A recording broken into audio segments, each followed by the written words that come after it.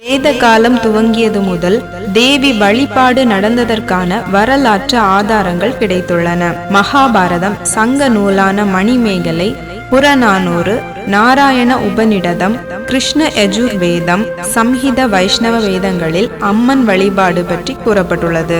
இந்த கோவிலில் வீற்றிருக்கும் தேவியை குமரி அம்மன், கன்னியாகுமரி அம்மன், துர்க்கை அம்மன், பகவதி அம்மன் என்று பல பெயர்களில் அழைப்பார்கள். அம்மன் குடியிருக்கும் இந்த கன்னியாகுமரி கோவிலானது கிழக்கு பகுதியில் வங்காள விரிகுடாவும், மேற்கு பகுதியில் அரபிக்கடலும், தெற்கு பகுதியில் இந்திய பெருங்கடலுமாக கடல் சங்கமிக்கும் இடத்தில் அமைந்துள்ளது. இது இந்தியாவின் தென்கோடி முனையாகும். தேவியின் சக்தி பீடங்களில் இதுவும் ஒன்று. தேவியின் முதுகு பகுதி விழுந்த இடமாக இந்த இடம் கருதப்படுகிறது. கன்னியாகுமரியில் வீற்றிருக்கும் தேவியானவள் கன்னியாக இருப்பதற்கு என்ன காரணம் என்பதை இந்த வரலாற்றின் மூலம் தெரிந்து கொள்ள முடியும். புராண காலங்களில் கடும் தவத்தை மேற்கொள்வதன் மூலம் அசுரர்கள் கூட வரங்களை சுலபமாக பெற்றுவிடுவார்கள். கடும் தவத்தில் மயங்கும் அந்த மும்மூர்த்திகளும் வரத்தை அளித்து விடுவார்கள்.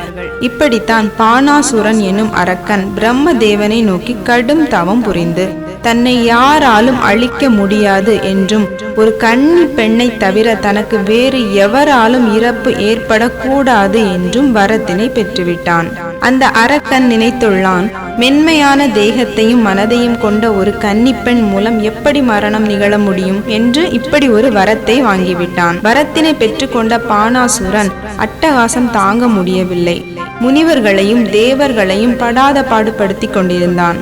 இதனால் தேவர்களும் முனிவர்களும் விஷ்ணுவை தஞ்சமடைந்தனர். ஆனால் விஷ்ணுவோ பானாசுரனின் மரணத்தில் இருக்கும் கன்னி பெண்ணால் தான் மரணம் என்ற ரகசியத்தை அவர்களுக்கு கூறினார். விஷ்ணுவின் அருகில் அமர்ந்து கொண்டிருந்த சிவபெருமான் இதற்கு தீர்வு வழங்கினார். அந்த அசுரனை அழிப்பதற்கு அம்பாளான சக்தி தேவியினால் தான் முடியும் என்ற ஆலோசனையை தேவர்களுக்கும் முனிவர்களுக்கும் கூறினார்.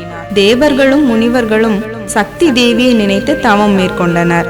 தேவர்களையும் முனிவர்களையும் அந்த அசுரர்களிடமிருந்து காப்பாற்றுவதற்காக சக்தி தேவி கன்னி பெண்ணாக தென் பகுதியான குமரியில் அவதரித்தாள். இந்த பூமியில் கன்னி பெண்ணாக பிறந்து சக்தி தேவி அந்த ஈசனிடம் பக்தி கொண்டு ஈசனை மனம் முடிப்பதற்கு கடும் தவத்தை மேற்கொண்டாள். அந்த சமயத்தில் சிவபெருமானும் சுசீந்திரம் என்னும் இடத்தில் தானுமாலையன் என்ற பெயர் கொண்டு வாழ்ந்து வந்தார். பூலோகத்தில் கன்னி பெண்ணாக அவதரித்த சக்தி தேவியின் அழகினை பார்த்து அவரை மனம் முடித்து கொள்ள வேண்டும் என்று ஈசன் முடிவு செய்தார். இதனை அறிந்த தேவர்களுக்கு பயம் வந்துவிட்டது.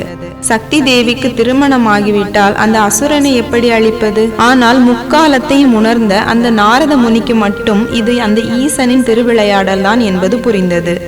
சக்தி தேவிக்கும் ஈசனுக்கும் நடக்க போகும் திருமண பேச்சானது சபைக்கு வந்தது. ஆனால் இந்த திருமணமானது எப்படியாவது நிற்க வேண்டும் என்பதே தேவர்களின் எண்ணமும் நாரதரின் எண்ணமுமாக இருந்தது. திருமணத்தை நிறுத்துவதற்கு நாரதர் கலகத்தை தொடங்கிவிட்டார். நாரதர் கலகம் நன்மையில் தானே போய் முடியும். நாரதர் சிவபெருமானை பார்த்து தேவர்களது சார்பில் ஒரு கோரிக்கையை வைத்தார். சூரியன் உதயத்திற்கு ஒரு நாளிகைக்கு முன்னதாகவே மாப்பிள்ளையான சிவபெருமான் திருமணம் நடைபெறும் இடத்திற்கு வந்துவிட வேண்டும் என்பதுதான் அது. தேவியிடமும் இந்த கோரிக்கையானது கூறப்பட்டது. மாப்பிள்ளை சூரிய உதயத்திற்கு முன்பு வரவில்லை என்றால் இந்த திருமணம் நிறுத்தப்படும் என்றும் கூறப்பட்டது. திருமணம் நடைபெறும் நாள் வந்தது. சுசீந்திரத்தில் இருந்து சிவபெருமான் குமரி நோக்கி புறப்பட்டார். விடிவதற்கு முன்பாகவே நாரதர் சேவலாக உருவம் எடுத்து கூவிவிட்டார். சேவலின் சத்தத்தை கேட்ட சிவபெருமான் சூரியன் உதித்து விட்டது, இனி சென்றாலும் திருமணம் நடக்காது என்று நினைத்து கொண்டு திரும்பவும் சுசீந்திரத்திற்கே சென்று விட்டார். குமரி முனையில் திருமணத்திற்காக காத்து கொண்டிருக்கும் தேவியின் கோபம் உச்சத்தை எட்டியது. சூரியன் உதித்து விட்டார், ஆனாலும் இன்னும் தேவியை மனம் முடிப்பதற்காக ஈசன் வரவில்லை என்ற கோபம் தேவிக்கு அதிகமாகியது. திருமணத்திற்காக சமைத்து வைக்கப்பட்டிருந்த உணவு பண்டங்களையும் அலங்காரத்திற்காக வைக்கப்பட்டிருந்த பூக்களையும் எடுத்து கடல் மணல் பரப்பில் வீசினாள் தேவி. இதனால் தான் கன்னியாகுமரியில் இருக்கும் மணல் பரப்பானது வண்ணங்களாக காட்சி தருகிறது. இந்த சமயம் பார்த்து பானாசுரன் தேவியின் அழகில் மயங்கி தேவியை மணந்து கொள்வதற்காக வருகை தந்தான். தேவி இப்போது கோபத்தின் உச்ச கட்டத்தில் இருக்கின்றாள். தனது விருப்பத்தை கூறிய பானாசுரனிடம் உன்னை மணப்பது எனக்கு விருப்பமில்லை என்று கூறிவிட்டாள். ஆனால் பானாசுரன் விடவில்லை. கட்டாயப்படுத்தி சக்தி தேவியிடம் மனம் முடிக்க வற்புறுத்தினான். தேவியை நெருங்க நினைத்த பானாசுரனால் அருகில் கூட நெருங்க முடியவில்லை.